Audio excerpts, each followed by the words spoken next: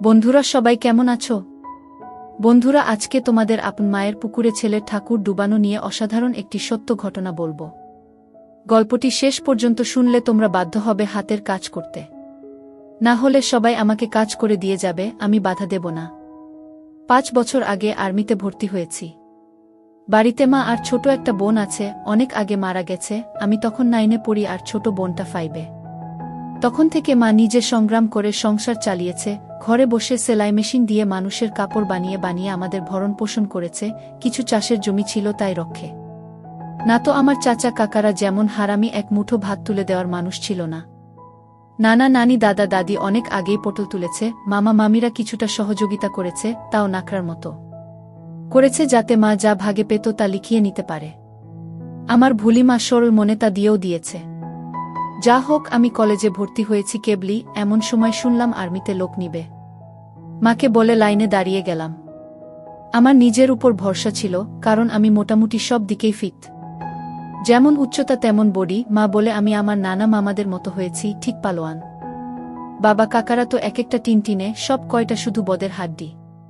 যা হোক, ভালোই ভালোই টিকে গেলাম। বাড়িতে খুশির ঢোল বেজে উঠল, সবাই বলা বলি করল, যাক ছেলেটা কাজে লাগলো, এখন যদি সোনালির কষ্ট দূর হয়। হ্যাঁ, আমি আমার মার কষ্ট দূর করার জন্য কোনো দিকে না তাকিয়ে খেলাধুলা করার বয়সে চাকরিতে চলে গেলাম। গ্রামের বাড়ি হওয়াতে ভয়ের কিছু নেই, আশেপাশে তো কাকা চাচারা আছে। আমার বোন শারমিন আক্তার, বয়স 19, ইন্টার সেকেন্ড ইয়ারে পড়ে। বাবার মতো টিনে কাঠি, আমারই এমন মেয়ে পছন্দের না।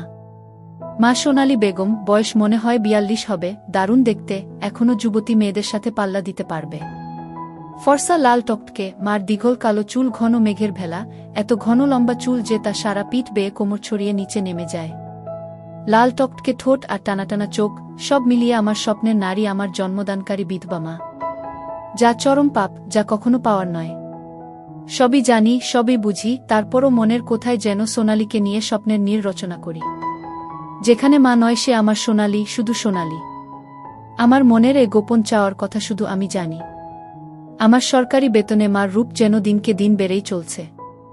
মার গর্বে বুক সব সময় ফুলে থাকে, গ্রামে সব সময় আমার জয় জয়কার। 5 বছরে ভাঙা ঘর পাকা করেছি, এখন 4 রুমের বাড়িটা আমাদের শান্তির নীড়।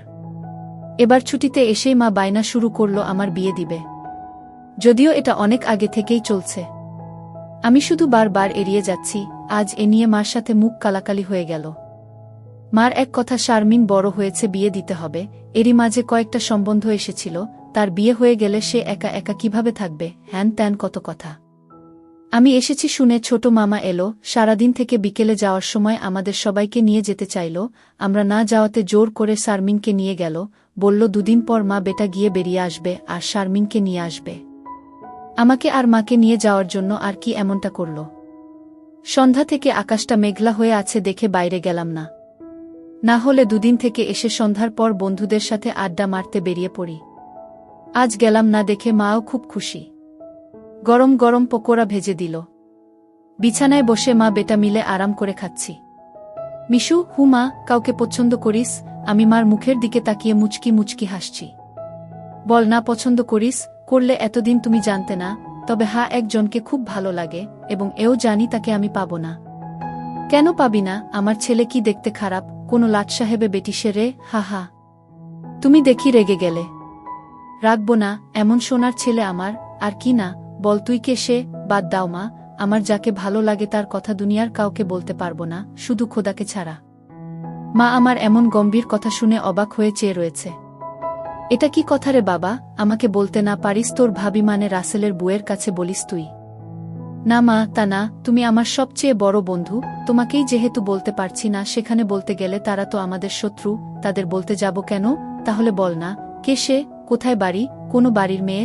আমি চুপ করে বসে রয়েছি। মা অনেকক্ষণ আমার উত্তরের অপেক্ষায় থেকে মুখ গোমরা করে চলে গেল।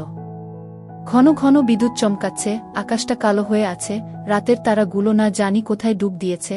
আমি জানালার গ্লাস খুলে দিয়ে ঠান্ডা হাওয়া গায়ে মাখছি, হাত বাড়িয়ে ব্যাগটা নিয়ে খুললাম, সিগারেটের প্যাকেটটা বের করে একটা ধরিয়ে টানছি। প্যাকেট রাখতে গিয়ে মোবাইলের বক্সটার কথা মনে পড়ল। শারমিনের জন্য যা যা এনেছিলাম সব দিয়েছি, শুধু মার গুলো দেওয়া হয়নি, চেয়েছিলাম দিতে, এমন সময় ছোট মামা এলো তাই আর দেওয়া হয়নি। নতুন অ্যান্ড্রয়েড সেট, মা খুব খুশি হবে। আরেক বক্সে একটা স্বর্ণের চেইন, মার যেটা ছিল সেটা আমার এসএসসির ফর্ম ফিলআপের সময় বিক্রি করে দিয়েছিল। তখন থেকে মার গলা খালি। আরও কয়েকটা জিনিস আছে মার জন্য। আয় খেয়ে নে, ঝড় আসতে পারে, কারেন্ট চলে গেলে খেতে ঝামেলা হবে। আমি তাড়াতাড়ি সিগারেটটা জানালা দিয়ে বাইরে ফেলে দিয়ে বললাম, হা দাও। কি লজ্জা! মা সিগারেট খেতে দেখে নিল, জানে আমি খাই, তবে এভাবে দেখেনি কখনো। ঘরে বসে সিগারেট খাওয়াটা ভুল হয়ে গেছে, সারা ঘরে সিগারেটের ধোঁয়া। মা বেটা খেয়ে দিয়ে উঠলাম। মা বল, আমার রুমে এসো তো একটু। তুই যা, থালা বাসনগুলো গুছিয়ে আসছি।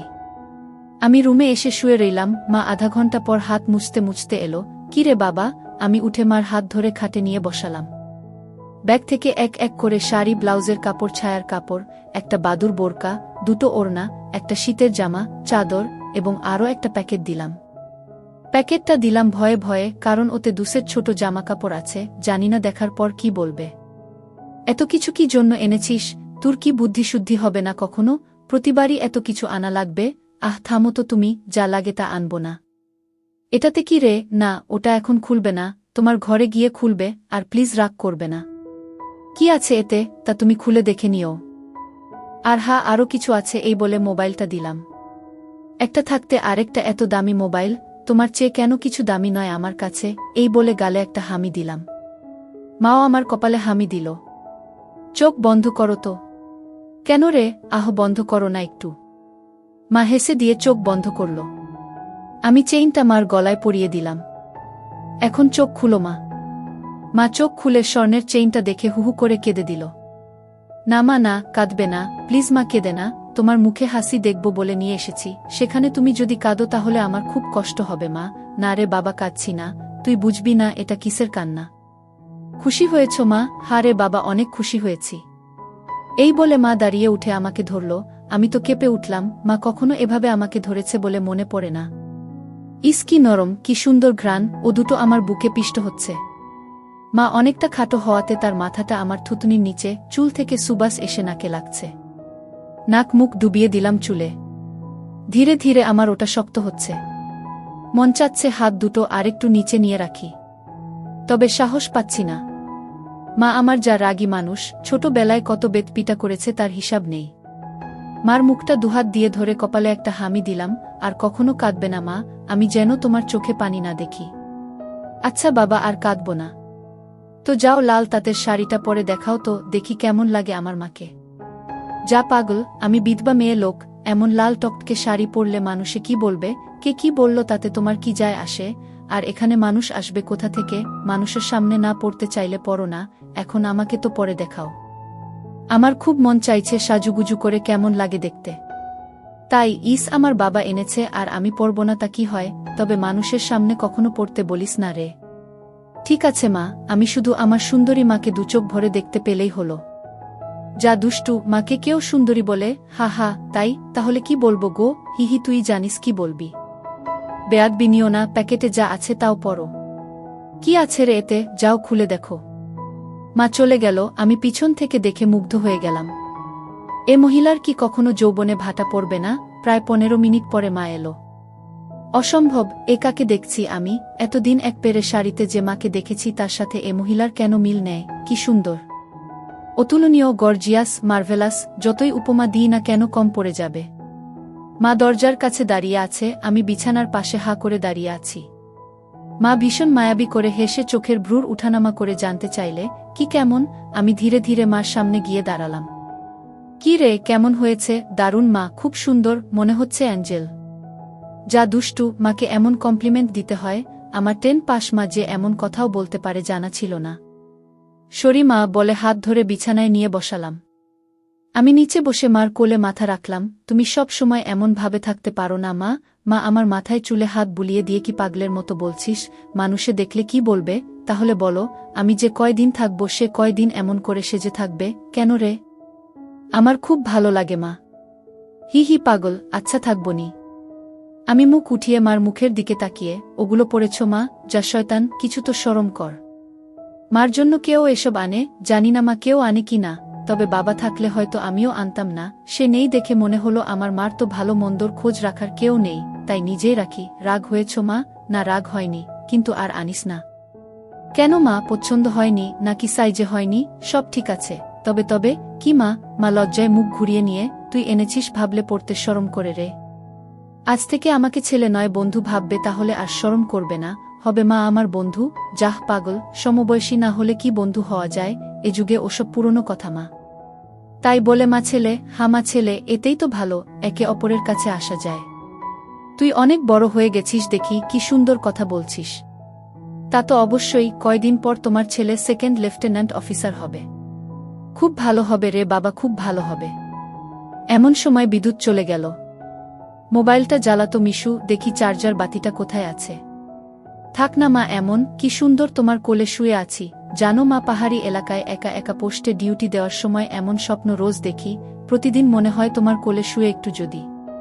ঠিক আছে, এমনই থাক, তোর যত মন চাই। ধন্যবাদ মা। হি হি পাগল। মা হু, আজ আমার পাশে ঘুমাবে একটু? কেন রে, মন চাচ্ছে তোমাকে ধরে ঘুমাতে। ঠিক আছে, যা সদর দরজাটা বন্ধ করে ঘরগুলোতে ছিটকানি লাগিয়ে আয়। আমি উঠে লাফাতে লাফাতে চলে গেলাম। আজ আমার খুশি ধরে না, কিছু হলে হতেও পারে। এক জগ পানি নিয়ে এলাম সাথে করে। এসে দেখি মা শুয়ে পড়েছে। টেবিলে জগটা রেখে খাটের পাশে দাঁড়ালাম। মা দেয়ালের দিকে সরে গিয়ে আমাকে জায়গা করে দিল। বজ্রপাতের আলোতে মার মুখটা মায়াবী মায়াবী লাগছে। খোলা জানালার হিম বাতাসে আমার মনে ঝড় তুলছে। জানি না মার মনে কি চলছে। মনে হচ্ছে মা তার স্বামীকে পাশে শোয়ার জন্য জায়গা করে দিল। মা নতুন বউ, আমি তার স্বামী। দাঁড়িয়ে রইলি যে, শুবি না? হাসুই। মার পাশে শুয়ে পড়লাম, দুজনে মুখোমুখি। আধো অন্ধকারে দুজনে দুজনার দিকে চেয়ে আছি। ঘুমাবি না? তুমি ঘুমাও, আমার ঘুম এত তাড়াতাড়ি আসে না। তাই আয় কাছে আয়, মাথায় হাত বুলিয়ে দিচ্ছি। আমাকে আর পাই কে? একেবারে মার বুকের কাছে বুক নিয়ে গেলাম, তবে কোমরটা দূরে রাখলাম। মা একটা হাত সাইডে লম্বা করে দিল, এখানে মাথা রাখ। মা তার হাতের উপর মাথা রাখতে বলছে। আমি সহজ মনে তাই করলাম। নাকটা মার বগল থেকে ৩-৪ ইঞ্চি দূরে। ভালোমতো দেখতে না পেলেও বুঝতে পারছি যে এর বেশি দূরে নয়, কারণ ঘামের ঘ্রাণ পাচ্ছি। ইস, মার বগলের ঘ্রাণেই তো আমার শরীর আনচান আনচান করছে। মার বাম হাতের উপর শুয়ে আছি। মা ডান হাত দিয়ে মাথায় হাত বুলিয়ে দিচ্ছে, এতে করে আঁচল উঁচু হচ্ছে। আর যখনই বিদ্যুৎ চমকাচ্ছে তখনই ওগুলো দেখতে পাচ্ছি। নিজেকে কন্ট্রোল করা মুশকিল হয়ে পড়ছে। মিশু, হু, কাকে পছন্দ করিস বললি না তো? শুনলে রাগ করবে মা, তাই বলা যাবে না। কেন কেন, এমন কাকে তোর মনে ধরেছে যে শুনলে রাগ করব? বাদ দাও না মা, নিজেকে তোমার কাছে ছোট করতে চাই না, চাই না তোমার মনে কষ্ট দিতে। তোর কথার তো আগা মাথা কিছুই বুঝছি না। নাইবা বুঝলে মা, হু। তোমাকে একটু ধরি। মা হি হি করে হেসে, ধর। কি সুন্দর ঘ্রাণ গো মা তোমার। যা শয়তান। আমি মার এমন আশকারা দেওয়া কথায় সাহস পেয়ে তাকে চিৎ করে দিলাম। মন চাচ্ছে কোমরাটা উপর তুলে দিতে। মুখটা উঁচু করে হামি দিয়ে বললাম, আমি তোমাকে খুব ভালোবাসি মা। মা আমার মুখটা দুহাত দিয়ে ধরে, আমিও তোকে খুব ভালোবাসি রে সোনা। আমার ভালোবাসাটা অন্যরকম মা। কেমন রে? মা ছাড়া আরো অনেক কিছু। কেমন? শুনলে রাগ করবে না তো? আহ বল না, এত পেঁচাচ্ছিস কেন? তুমি আমার ড্রিম গার্ল মা, তাই তো? কি? হ্যাঁ মা, জানি এটা শুনে আমাকে খারাপ ভাবছ, এজন্যই বলতে চাইছিলাম না। আমি তোর মা মিশু, এমনটা কিভাবে ভাবতে পারলি? জানি না মা, শুধু জানি আমি তোমাকে প্রচণ্ড ভালোবাসি। তোমাকে ছাড়া কাউকে ভাবতে পারি না। চুপ কর বেয়াদব, এমন কথা বলতে তোর মুখে বাজছে না? সরি মা। এই বলে তার উপর থেকে উঠে খাট থেকে নেমে পানি খেলাম। মাও বিছানার উপর উঠে বসেছে। বুঝতে পারছি সে অবাক হয়ে আমার দিকে তাকিয়ে আছে। জানালার ধারে গিয়ে দাঁড়ালাম। বৃষ্টি থেমে গেছে, তারপরও আকাশ কালো হয়ে আছে। চাঁদ তারা কোথায় যেন লুকিয়ে গেছে আজ। ঠিক আমার হৃদয়ের মতো চারিদিকে অন্ধকার। এমন সময় কারেন্ট এলো। ঘরটা আলোকিত হয়ে গেল। আমি জানালাটা লাগিয়ে দিলাম, পর্দা ঝুলিয়ে দিয়ে ঘুরে দাঁড়ালাম। মা বিছানার উপর হাঁটুতে মাথা দিয়ে নির্বাক বসে আছে। ফ্যানের হাওয়া আমার রেশমি চুলগুলো দোলা দিচ্ছে। মনে হচ্ছে নববধূ বসে আছে। মা মুখ তুলে আমাকে তার দিকে এক মনে তাকিয়ে থাকতে দেখে, এখনে আয়। আমি মার কাছে গেলাম। বস। বসলাম। মা আমার পিঠে হাত বুলিয়ে দিয়ে বলে, এমনটা হয় না বাবা, আমার লক্ষ্মী সোনা ছেলে। আমি কিছু মনে করিনি। আমি জানি তোদের বয়সের ছেলেদের ফ্যান্টাসি হয় খালা, চাচিরা। তবে মাকে নিয়ে ফ্যান্টাসি রচনা করা একটু বেশি হয়ে যায়। সরি মা। আমার ভোলি ভালি মা যে এতটা বুঝে, এতটা পোক্ত আমার জানাই ছিল না।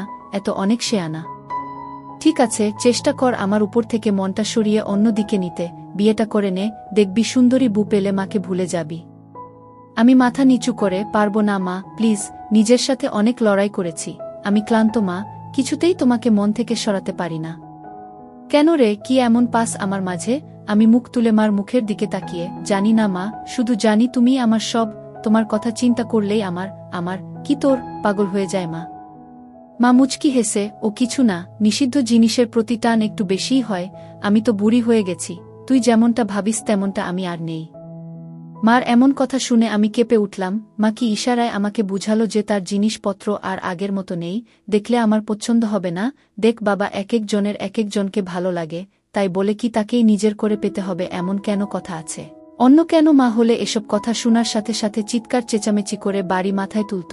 আমি কিন্তু তা করছি না, কারণ তুই আমার একমাত্র ছেলে, নারী ছেঁড়া বাঁধন, তোকে আমি অনেক ভালোবাসি, তাই বলছি আমার ভালোবাসার মর্যাদা রাখতে বিয়ে করে নে বাবা, দেখবি ধীরে ধীরে আমার থেকে মন বোমার দিকে চলে গেছে।